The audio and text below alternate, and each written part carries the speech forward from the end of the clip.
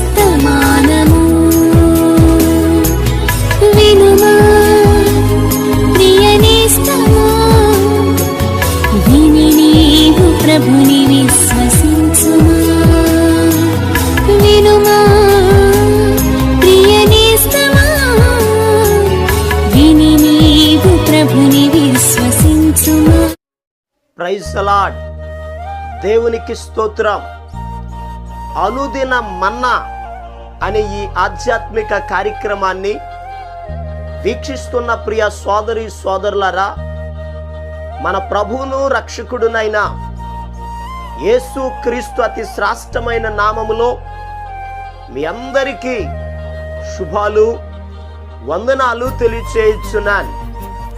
ఈ శ్రేష్టమైన సమయంలో దేవుని పరిశుద్ధ గ్రంథంలో నుండి కీర్తనల గ్రంథం 45వ కీర్తన 2వ వచనం, కావున దేవుడు నిత్యము నిన్ను ఆశీర్వదించును.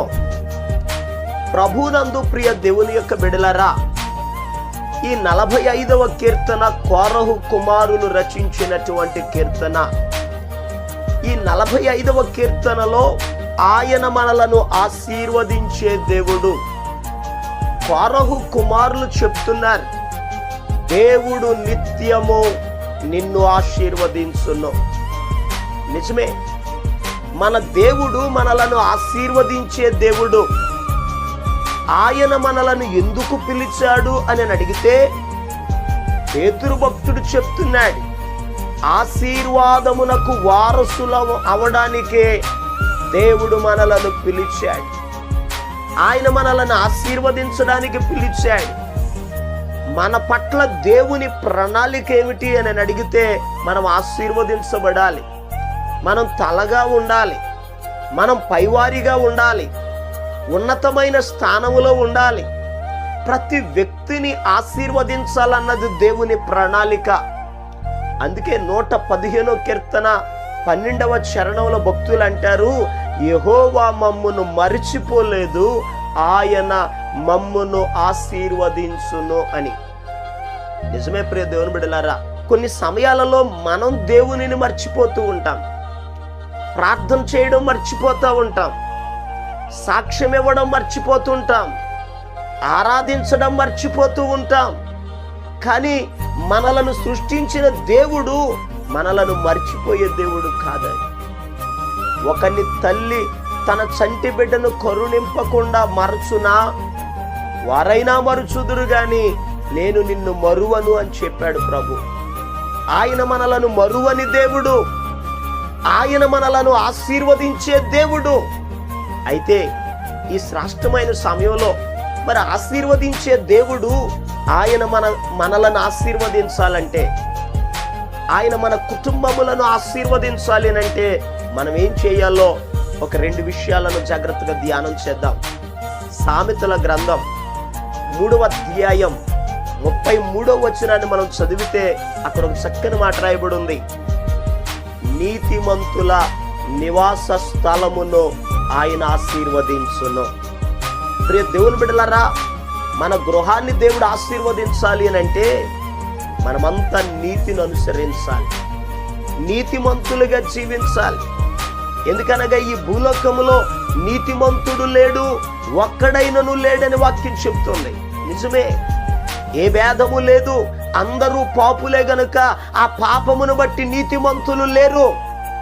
నీతిమంతులు లేని దినములలో దేవుడు ఆయనే ఈ భూలోకానికి వచ్చి తన రక్తాన్ని చిందించి ఒక వ్యక్తి ఆ క్రీస్తు రక్తములో కడుగబడుట ద్వారా మనలందరినీ నీతిమంతులుగా చేశారు. ఎవరైతే ప్రభుని అంగీకరిస్తారో, ఆయన ఆరాధిస్తారో, నీతిని అనుసరిస్తారో, నీతిమంతులుగా జీవిస్తారో వారి నివాస స్థలములను దేవుడు ఆశీర్వదిస్తాడు. నీ నీతికి తగినట్లుగా నీ స్థితి ఒకవేళ మొదట కొద్దిగా ఉండొచ్చు, తుదకు నీవు మహాభివృద్ధి చెందుతావు, నువ్వు ఆశీర్వదించబడతావు. ప్రియ దేవుని బిడ్డలారా, ఒక వ్యక్తిని దేవుడు ఆశీర్వదించాలి అని అంటే నీతిమంతులుగా జీవించాలి.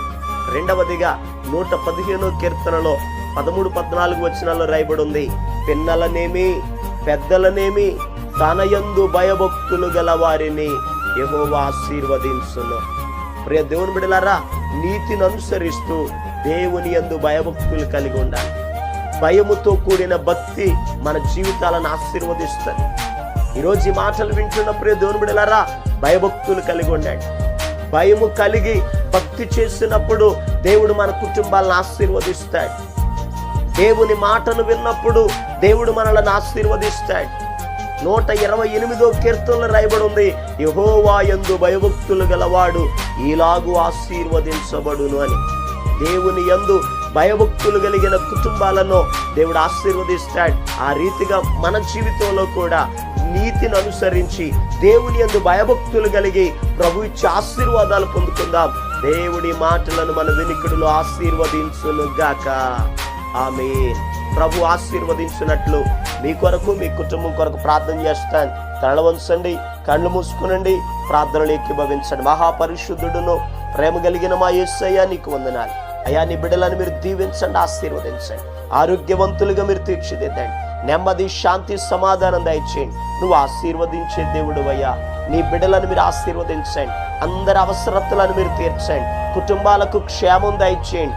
నీతిని అనుసరించే వారిగా భయభక్తులు కలిగిన వారిగా నీ బిడ్డలు జీవించడానికి సహాయం దయచేయండి. ప్రయాణాలన్నింటిలో మీరు తోడై ఉండండి.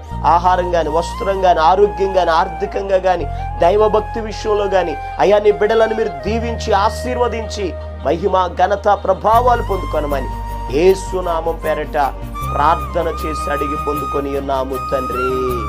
ఆమేన్. మన ప్రభు అయిన యేసు క్రీస్తు కృప మీకు తోడుగా ఉండి నడిపించును గాక. ఆమేన్. ఈరోజు పుట్టినరోజు మరియు పెళ్లి రోజు జరుపుకుంటున్న వారికి సీసలి మన్నా చర్చి తరపున మా కుటుంబ పక్షముగా మీకు శుభాలు తెలియపరుస్తున్నాం. May god bless you. దేవుడు మీకు తోడుగా ఉండి మిమ్మల్ని ఆశీర్వదించును గాక. దయచేసి గమనించండి, మీ కొరకును మీ కుటుంబం కొరకును దేవుడు మిమ్మలను అభివృద్ధి పరచాలని నిత్యము మేము ప్రార్థన చేస్తున్నాం. ఏమైనా ప్రార్థన అవసరతలు ఉన్న ఎడల ఈ స్క్రీన్ మీద కనబడుతున్న నెంబర్కి ఫోన్ చేసి తెలియపరచండి. ప్రియ దేవుని బిడ్డలారా, అనుదిన మన్నా అనే ఈ వర్తమానాలు మీ స్నేహితులకు మీ బంధువులకు కూడా షేర్ చేయండి.